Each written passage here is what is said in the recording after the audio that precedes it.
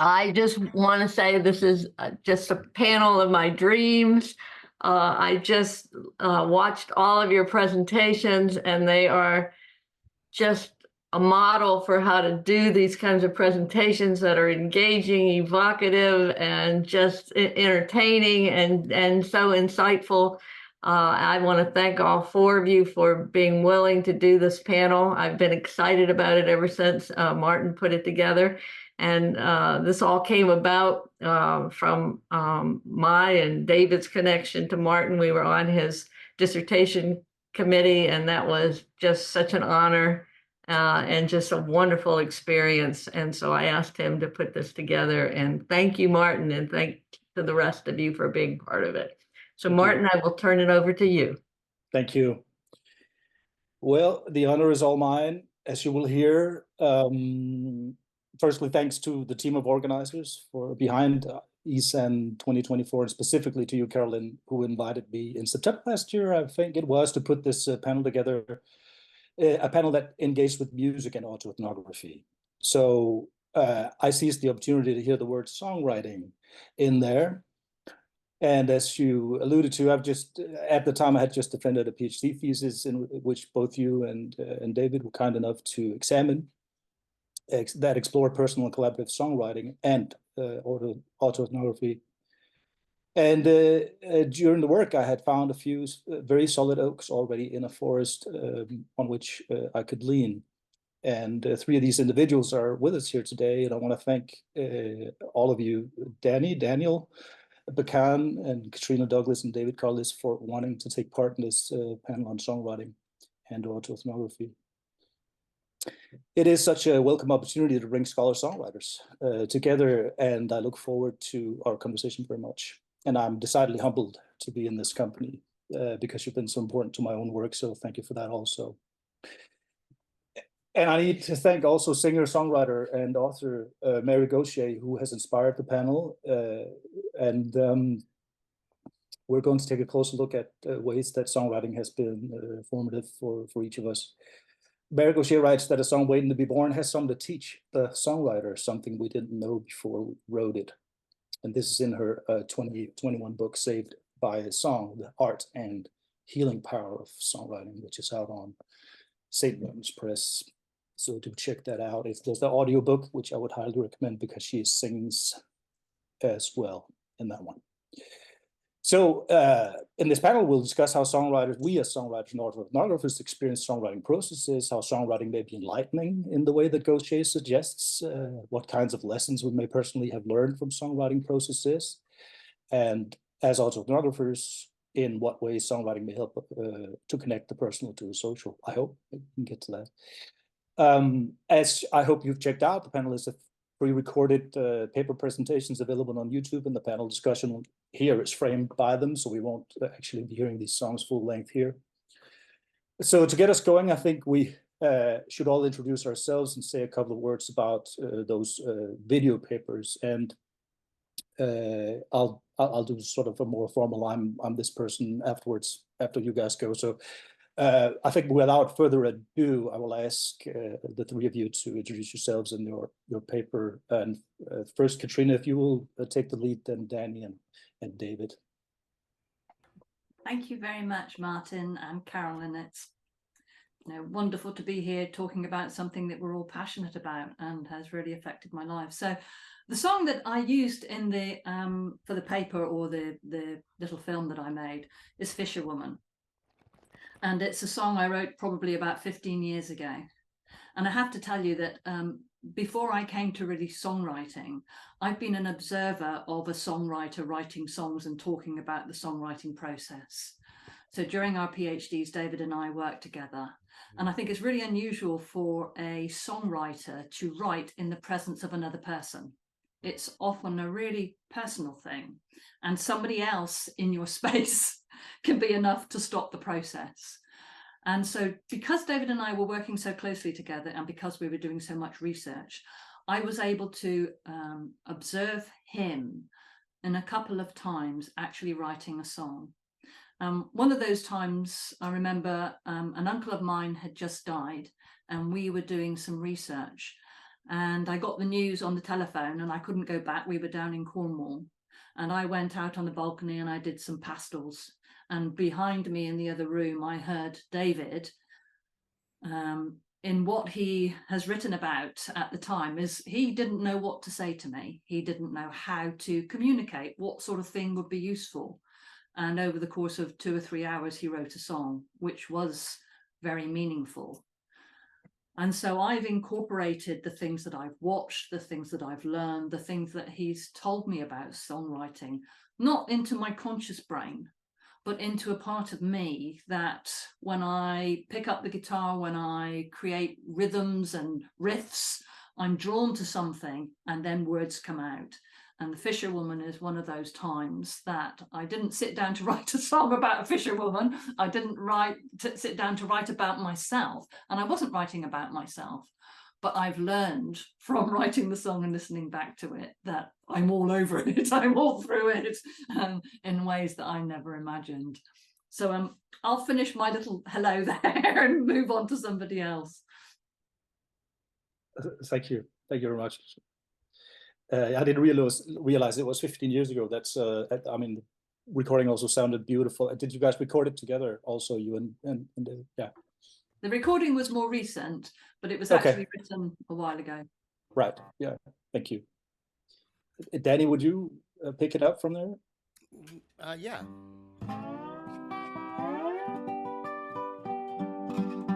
I think better musically.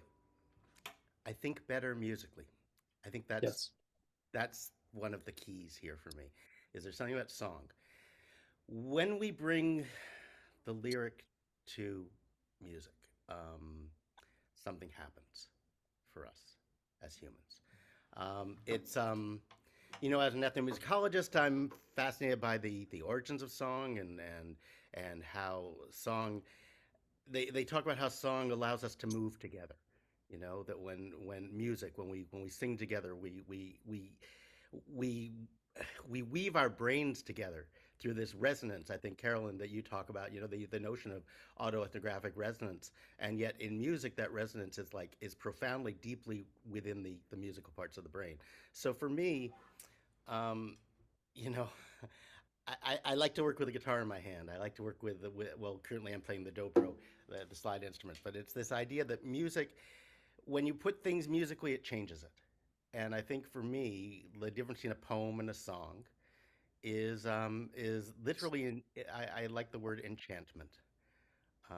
The quality of repeated phrases, patterns, music, combined with story, combined with this revelatory self-reflection, which we have in the modern singer-songwriter tradition. And I do think, and I want to respond a little bit to each of you. By the way, I didn't even say my name. Hi, I'm Danny Bakan. I'm currently on the unceded territory of the Sasquatch people here in Sechelt, BC, in Canada. And I'm very appreciative to be with you and with some people who have inspired my journey. Carolyn, I could not have done my work without you. So thank you so much for paving the way for us to do this. And then when I came along and I said, okay, I'm going to sing my way to my PhD, because Carolyn had laid those foundations, because the arts-based work had come around. I'm thinking of Barone, I'm thinking about Eisner. There was room in the academy for us as artists to sort of claim a bit of space. And I feel that's very much what this conference and this work and what we're all doing here together is claiming this space to bring arts into the academy.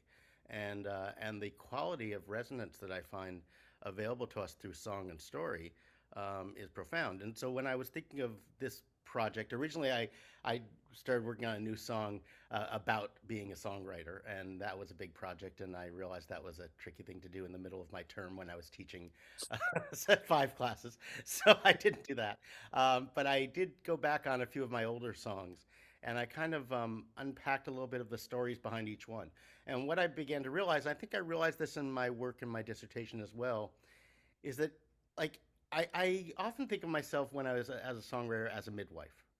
I think of myself as these baby songs are out there, and if I'm lucky, I catch them and I bring them to life. And there is tying into, I just want to respond a little bit to what each of you said in your pieces. Kitrina, nice to meet you, by the way, and I appreciate Fisherwoman, but you were talking about um, the story quality, the research quality to songwriting, right? The ability to go out, and that's when I look at a song like my second song in my selection, "The Twin Towers of Babel," which I wrote in response to September 11th. It was I think, a 6-week process to write that song, and it involved, I think at one point I had 16 pages of lyrical notes, and I was researching the history of terrorism. I was deep into all kinds of things. I had the Bible out because I was reading the Tower of Babel, and there was a research process as well as a reason why I wanted to do it. So that song had that. Then there's the other songs that come directly out of your life experience and just explode as a form of expression. And for me, that second song, the first song I presented, "What You Gonna Do When the Rain Falls Down," came out of that. And then there's songs that are kind of a weave. You know, the third song I offer is a trope, building on a historical song that came out of a life experience of borrowing a banjo and thinking about this old banjo and how it wove together. And that became the story of the song. And there's an element of, you know, as we put into rhyme and meter and tone and phrase, you fictionalize a little bit, you move it around a little bit, you play with the stories a little bit to tell the story, to bring forward the enchantment. And it is that enchantment that I am so moved by. Martin, I was moved by something that you said about the genres, about the history of songwriting, about the singer-songwriters, especially since 1960s, because I think the genre changed. And I think in many ways, all of us are sort of working within a genre. We're not reflecting the art song of Germany. You know, we're reflecting this sort of this pop singer-songwriter. I hear those songwriters who I cite in my own work, in our work. You know, the work of in particular, what happened since recording technology came along and people began to record songs, so it didn't rely on having to be notated. So we began to know more who individuals were. And for this reason, we know who Woody Guthrie was. And we know his songs. Even though Woody Guthrie couldn't write down his songs, because he recorded them, we know those songs. And we know that Woody wrote them. And I was appreciative of the quotes you brought forward in your piece. Many of my heroes, Springsteen, Guthrie, Gauthier, I've met, of course, and respect her. And then David, you were talking about healing. And I was really moved by that as well, because there is an element where I think that because song has this resonant quality of being this sort of whole brain activity which soothes the limbic brain, it ties into the basal ganglia with our rhythm, the way we move. I think there is an element that, like tears, when a song emerges from trauma, it offers a way of healing and sort of nurturing the brain and making us make sense of it, both as autoethnography by looking back and restoring, but I think also in the musical process itself, because I would also say that music and song and sung song is also important. Okay, those are my sort of introductory remarks, and I'll pass it on. Thank you. Excellent. Thank you, Danny, for also giving us a recap of the individual offerings, because then that's done, and I think you did it really well. So thank you for doing that. Yeah. I was just excellent. Yeah, there you go. David, would you say a few words? Sure. Thank you, Martin. Thank you for inviting me to be part of this, and thank you, Carolyn, for inviting Martin to bring this to the conference. The title, Martin, you've chosen for the panel of Songwriting as Teacher, I was sort of just thinking about it now, and it goes back beyond that. It's music as teacher for me. So I think for me, it begun at some point in my teens with records, and sort of realizing at the time that I was hungry for something in those records. Before I was going to gigs, seeing live music, and probably at some point later on, realizing that actually this was a way I was learning about the world. You know, there's the classic, I quote him all the time, the Bruce Springsteen line, "We learned more from a 3-minute record than we ever learned in school."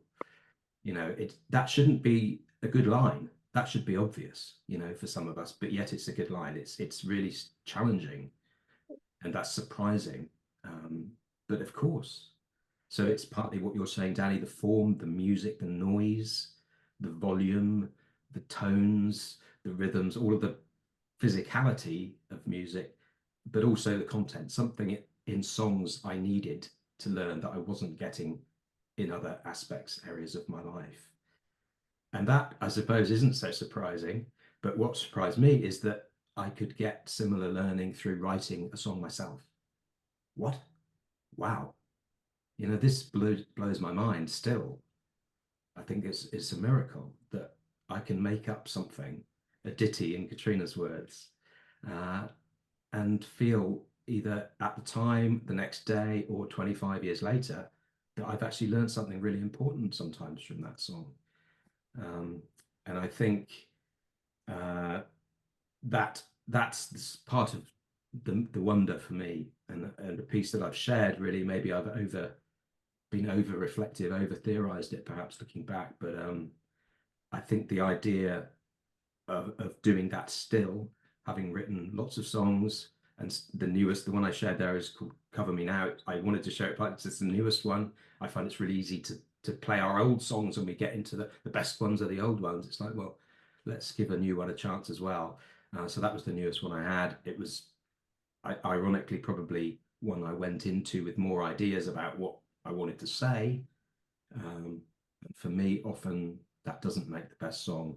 I often feel like the best songs are the ones when I don't know what I want to say, like Kitrina's talking about.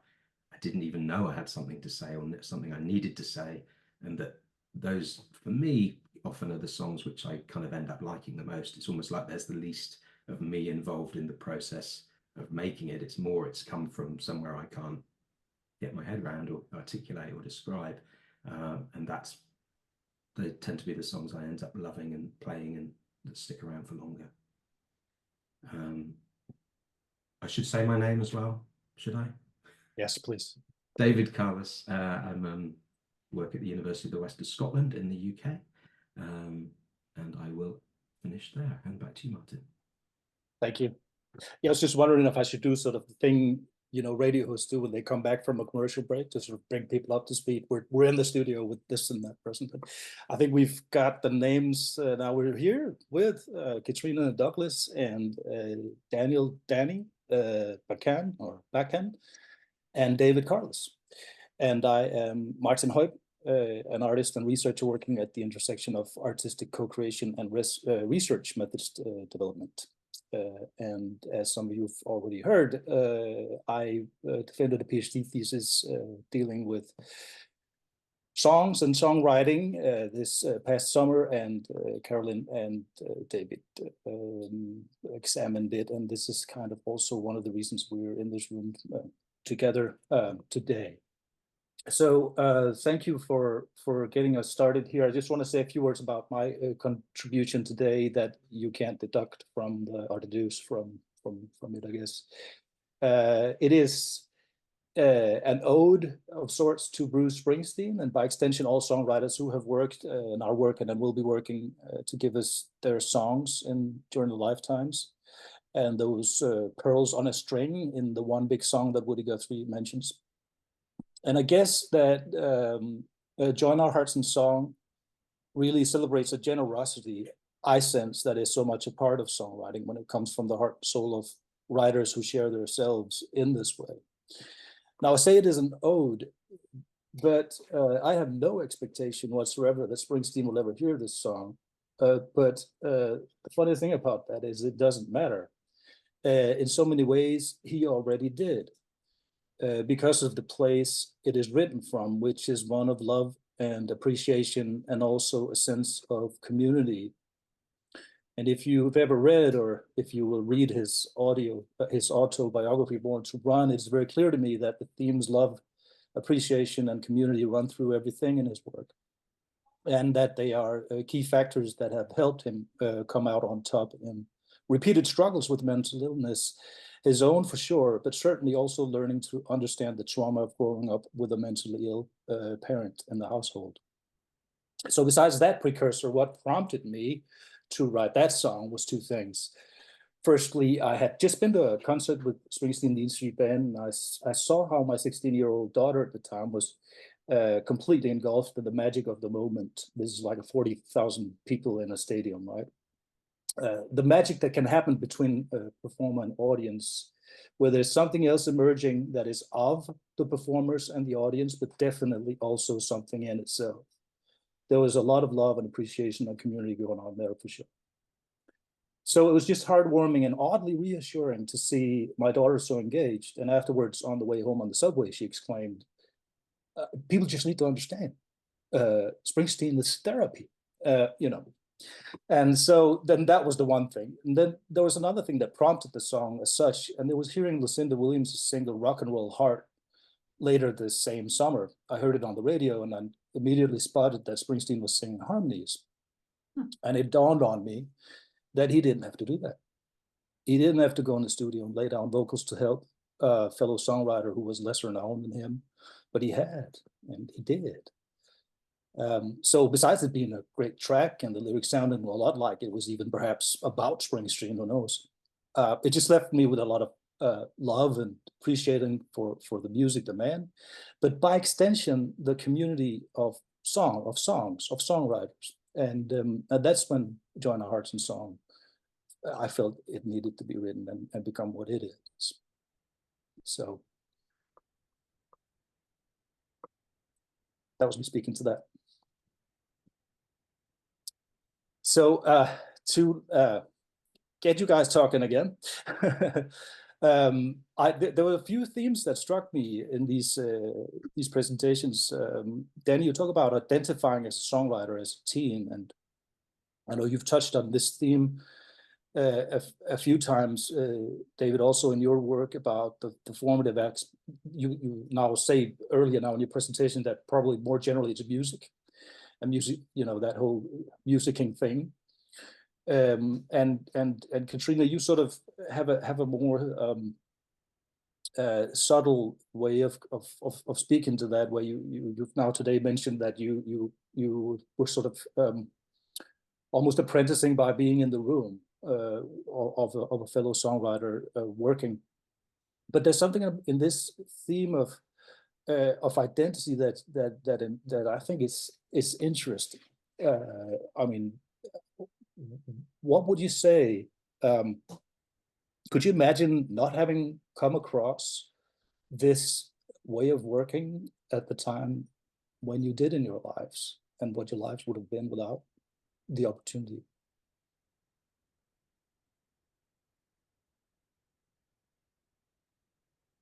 I mean, can I speak? Any one of you can speak, Yeah. one at a time, though. Yeah.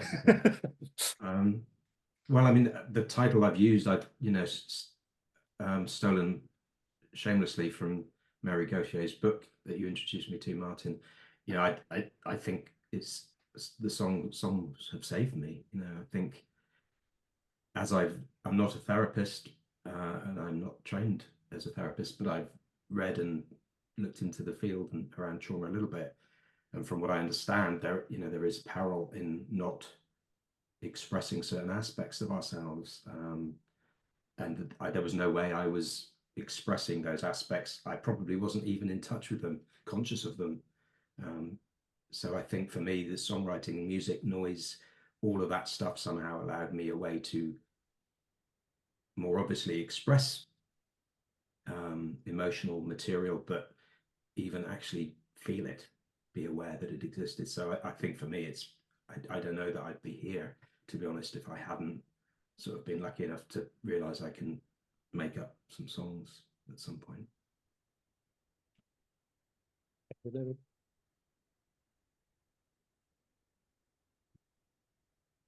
Kitrina or Danny, would you like to speak to that? Or you're muted, Danny. Yeah. Oh, okay. Yeah, I can speak to this. Identity and songwriting. So when I did my dig deep, my into how this happened, how I happened, right? And I found my album collection of my childhood, and I grew up at a time when LPs were the thing, right? When and purchasing LPs was a big thing. Music was scarcer than it is now, right?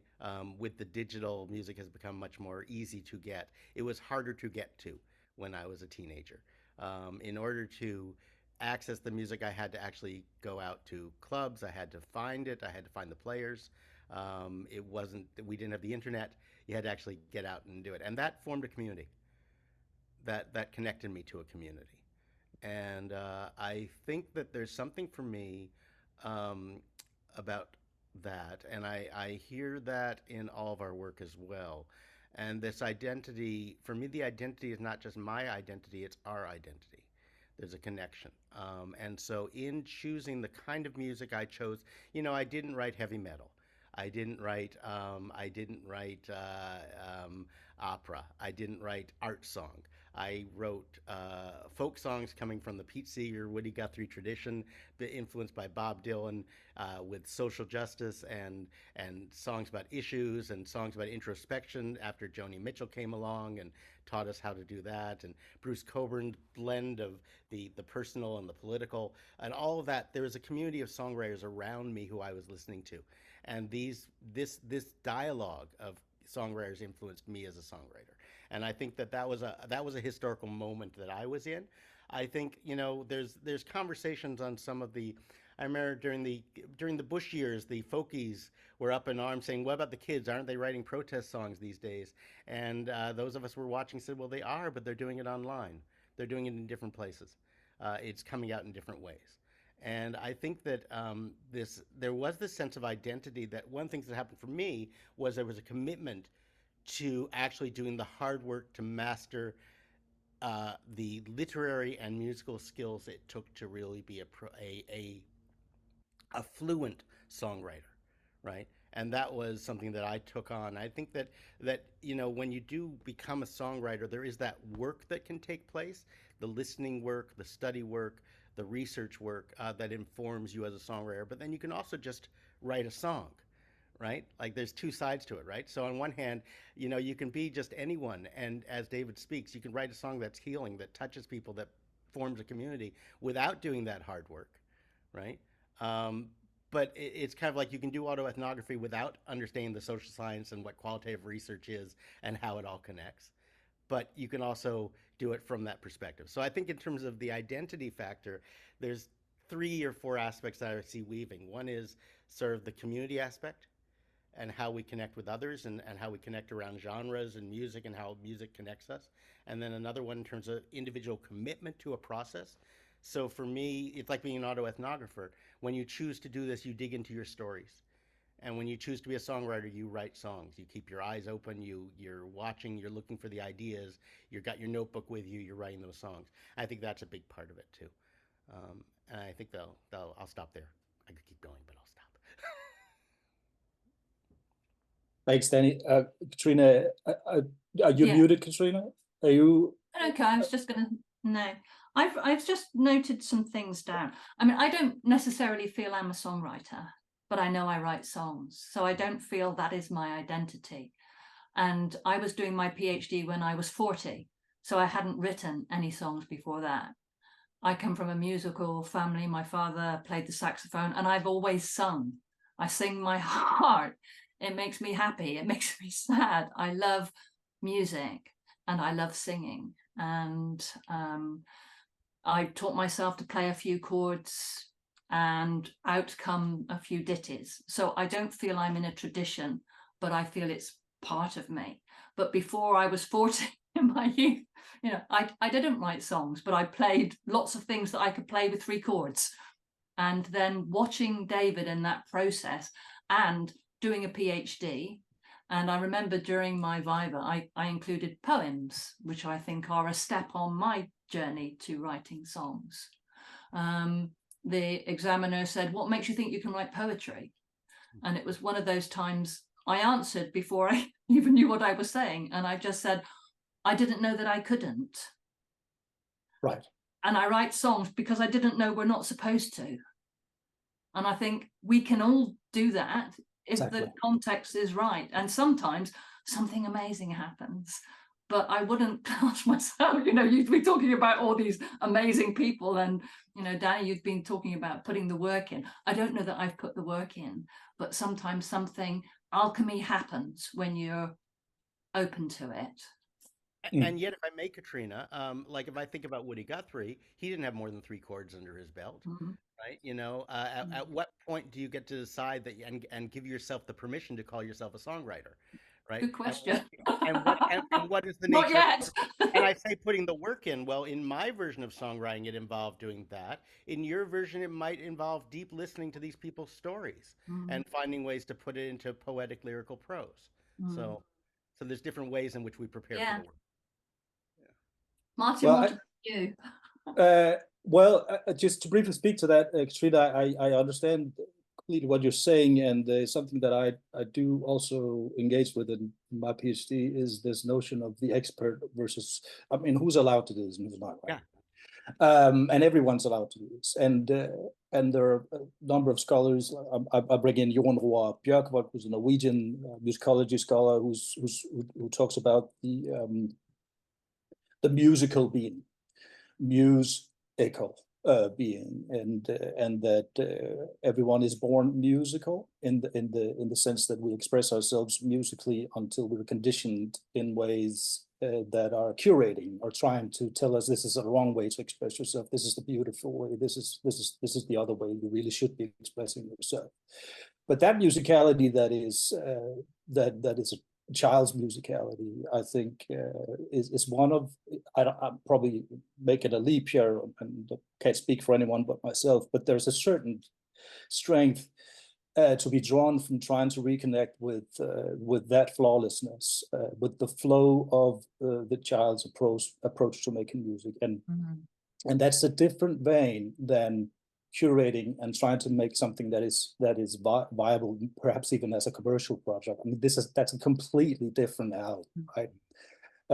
And I think we can do really interesting work when we just observe that there are different ways to go with these things. We don't have to make these incredibly beautiful finished recordings for everything we do, but we do need to take that. I don't know what we need to do. I need to take that initial impulse very seriously, that we are able to create from this space.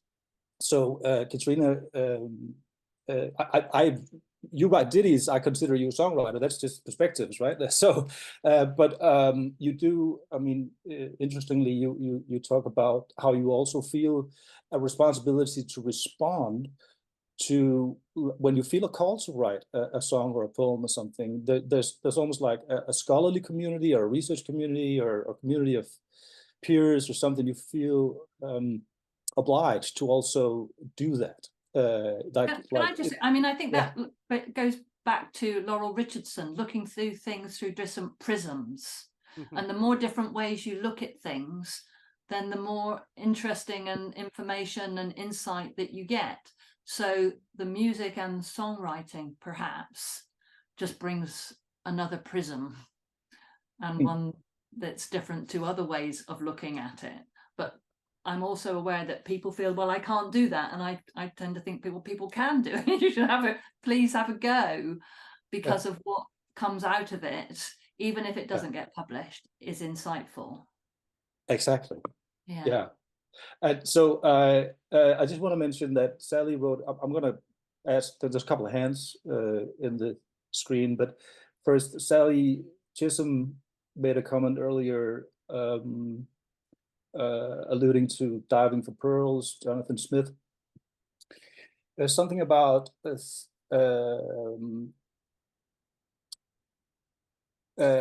being visited by the muse and responding to the call, and expressing what might not or can't be expressed in non-creative ways. It speaks a little bit to what you mentioned about a modality, right? The different modalities of finding expression, and perhaps this unique modality does something that our other available modalities can't, right? There's something about the delivery of a message in 3 minutes with music and lyrics and singing that just is what it is, right? That doesn't compare to many other ways of working. So I guess, can you've all sort of spoken to that, but perhaps we could just keep that in the back of our minds. There's something going on with that modality that is just unique, right? That we can maybe bring into the conversation. So, Lisbeth, I think you first had a hand up at some point. Is it a question to the panel? Perhaps we can bring it in now. Yes, it's first of all, I want to praise all of you and to say it's fantastic to have seen the videos, and I just loved them. I mean, they were thrilling to see in their diversity, the ditties, the folk, the rock, the blending. All of your videos were just really, really wonderful. And I wanted to touch on the healing aspects of music, not just for those producing it, because as I say, as you have said, the musicality of listening to it, but also the bodily listening. So going back to the modalities comment, I've myself looked at Parkinson's dance, different ways that people with Parkinson's and other neurological diseases are affected, and how they dance and what it means to them. And I find it inseparable from their music.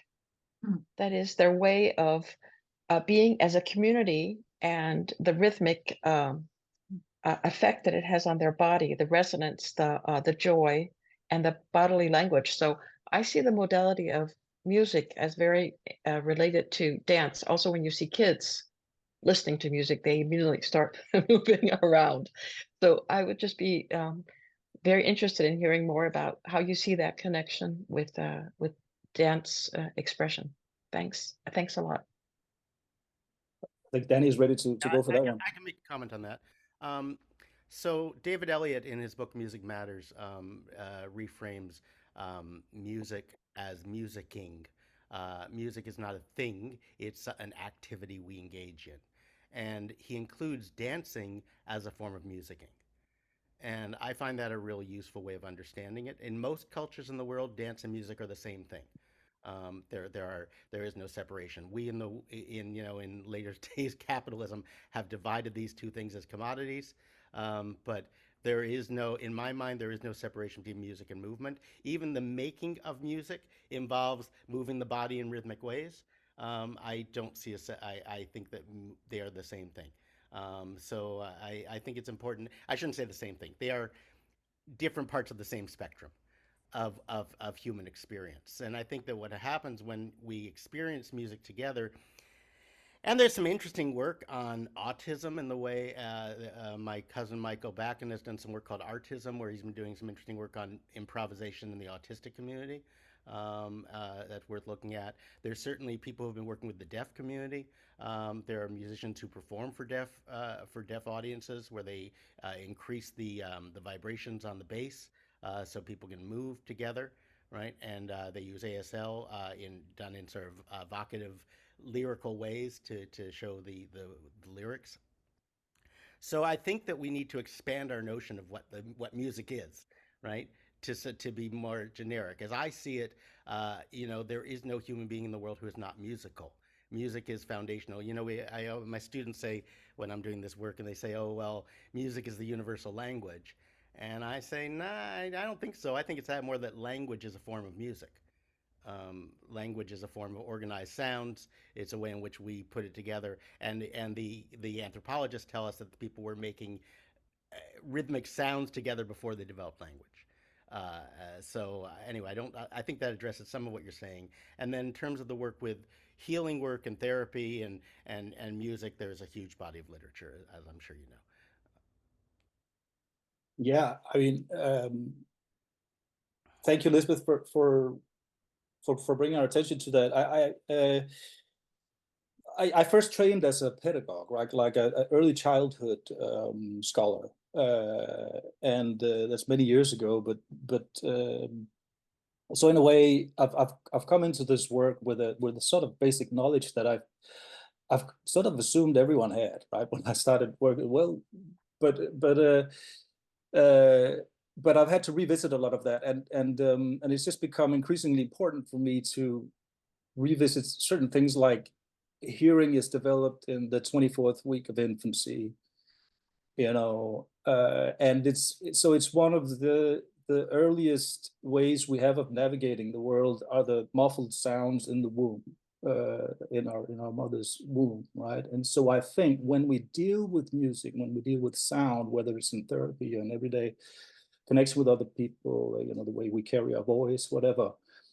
There are deep resonances through the central nervous system into the other person we're in the room, right? There's a lot of sound contamination in our spaces normally, and especially in our age that we're in. But I think it's worth sometimes to think back on that, because that is also where the musicality starts, right? It's that the rhythm of being in the moving with the mother who moves, and you start that body, the skin, feeling of the skin against the uterus or the fluid, and this sort of thing, right? That whole embodied becoming of a human being, and then afterwards in the, you know, but the primary socialization, where you have that interplay between infant and mom, where this leading up to the give and take, right, which is key in dialogical development. It's also, I don't think there are many cultures in the world where there isn't some element of music then coming there. Oh, you gave me this, and I'll give you. Oh, when I give it, and I'll, you know, and we all have this experience of where we even change our voices when we're, you know, communicating with infants in this way. So I mean, it's a long-winded way of getting to say, I think when we start to look at music in that way, and that's the foundations of what we're dealing with, you know, that, and to me it's just you know, it broadens my awareness of the influence we can have on others orally, right? Christopher, did you have a comment? Yes, thank you. Well, I'm with Carolyn. This is a dream panel. Thank you so much. I've long been a fan of Kitrina and David's work, and now I'm glad to hear that Danny and Martin are in this work too.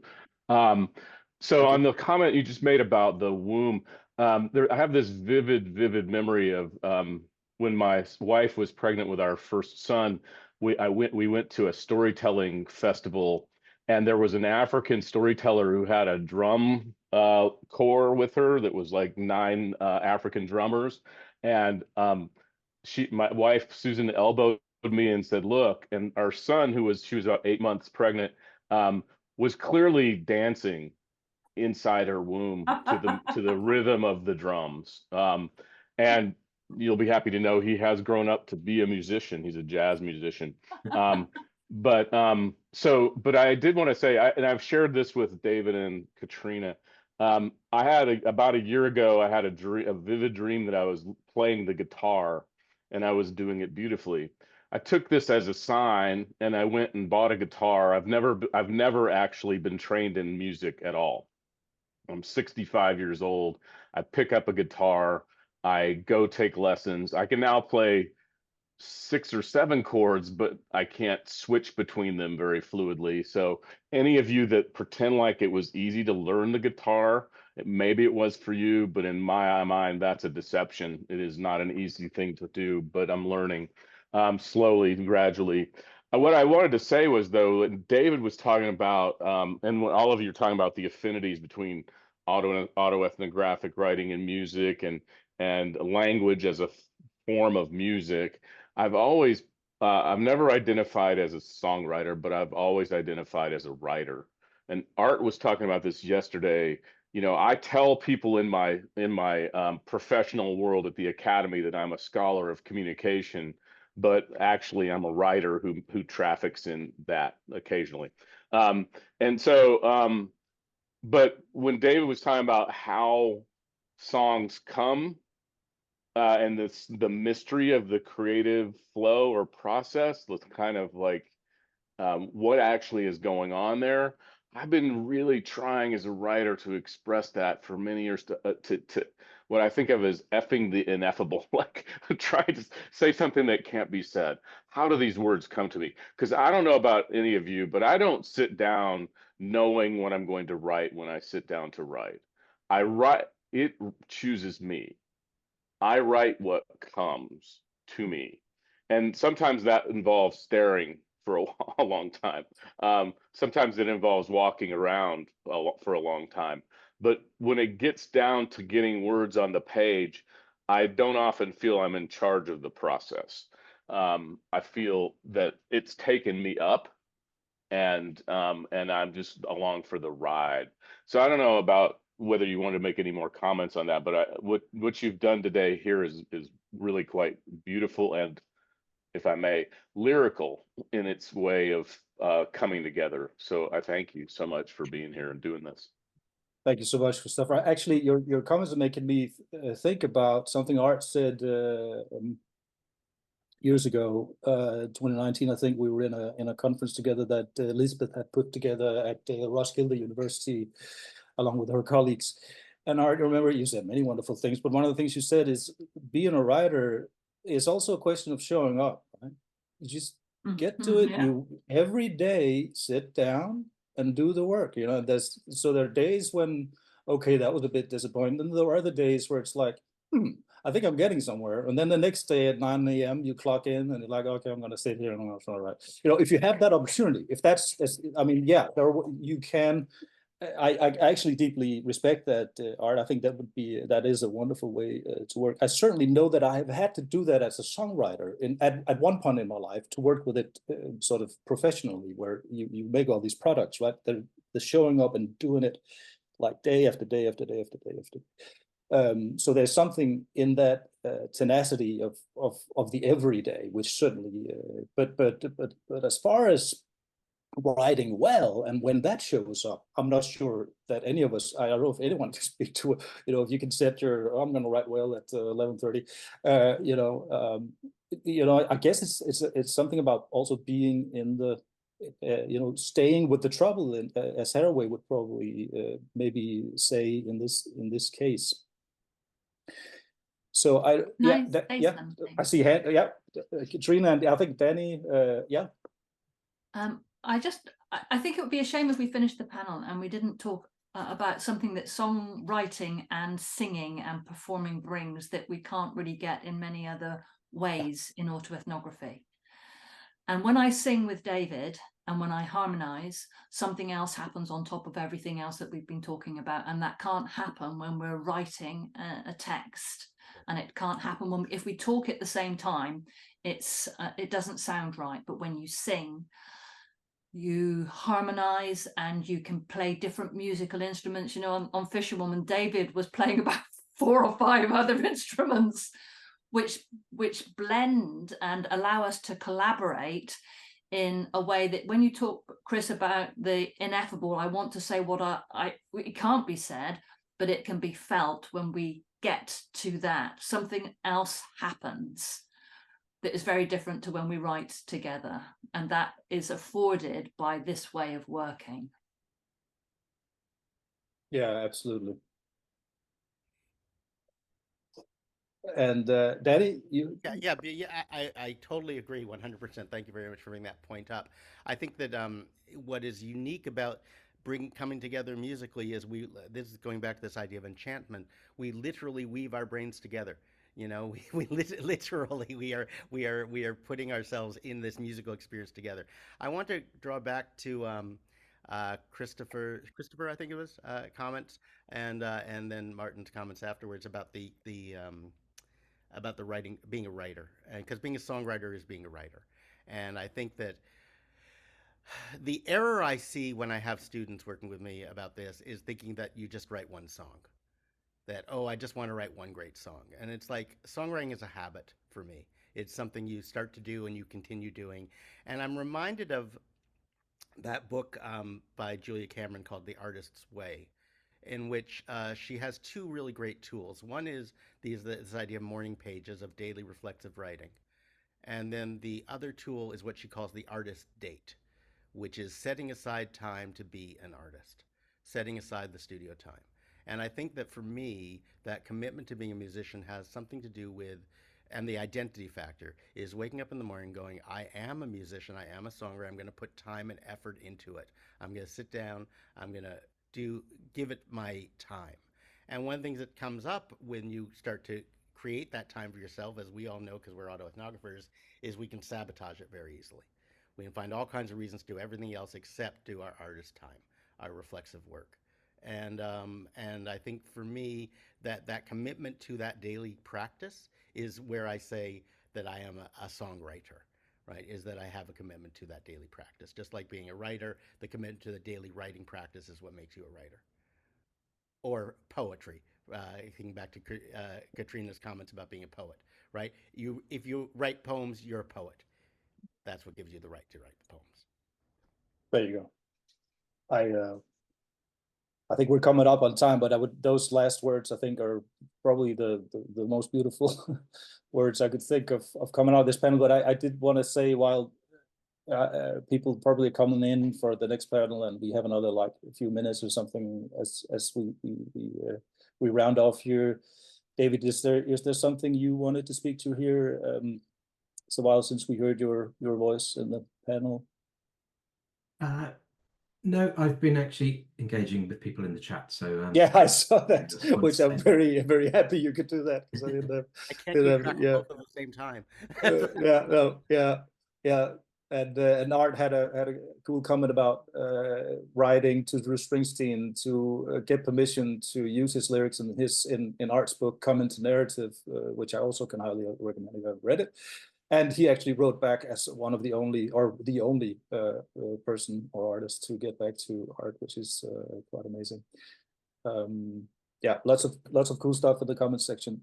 Yeah, Martin, I was wondering, would any one of you be willing to end with a song? I think, Danny, you're sitting next to a guitar, or I can also grab one. I got a dobro here. I can do a song if you want, but we could. Yeah. The difficulty with Zoom is you can't really do music together. I know. That's what's the most frustrating about this. Martin, maybe you should finish off as our host. I don't feel. Yeah, I guess. I mean, if you can. As the inspiration behind this, I think you should have the honor. I'll pass. And lovely to meet you all. I wish we could continue this all day. I have lots more to say. Thank you all. Okay, I wasn't expecting that, but let's see if someone else will co-host for a minute. If someone comes in and says, "Please leave this room with that guitar," we'll do something else. Then let's round it off in that way. I went earlier today to a wake to play this song, which was written 202 years ago as an ode to another songwriter who would pass at that time. And so let's get through this.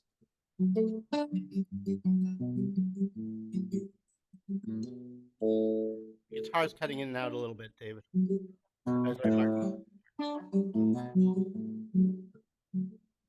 Here, heard it on the news today, you were no longer there. Your voice from now would cease to be. Your silence hanging in the air. I don't know why I thought I would have liked to shake your hand, but for you and I to meet never fit the master's plan. Now here's a song with a handshake or a songwriting man.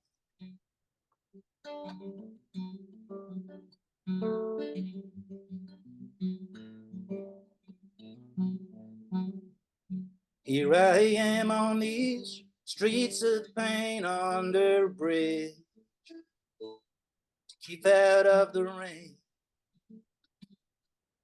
The road is lonely and I'm only just working that out, for crying out loud. Maybe I'll see you possibly someday in your heavenly band. Somewhere in the crowd there you will see me stand. Song with a handshake or a songwriter man. Times will come and times will pass in this whirlpool of days, and other lives just like our ones will vanish in the air.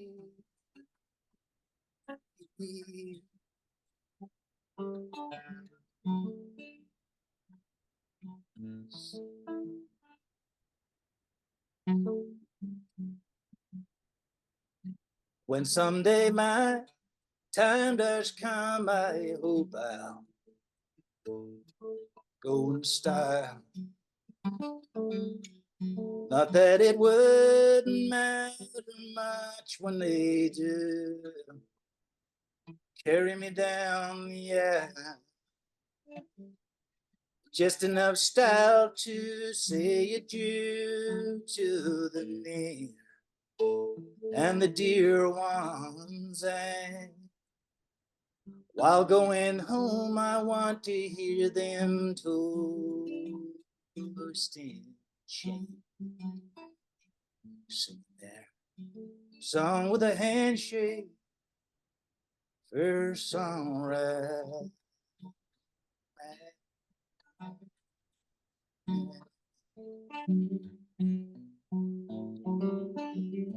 Songwriting.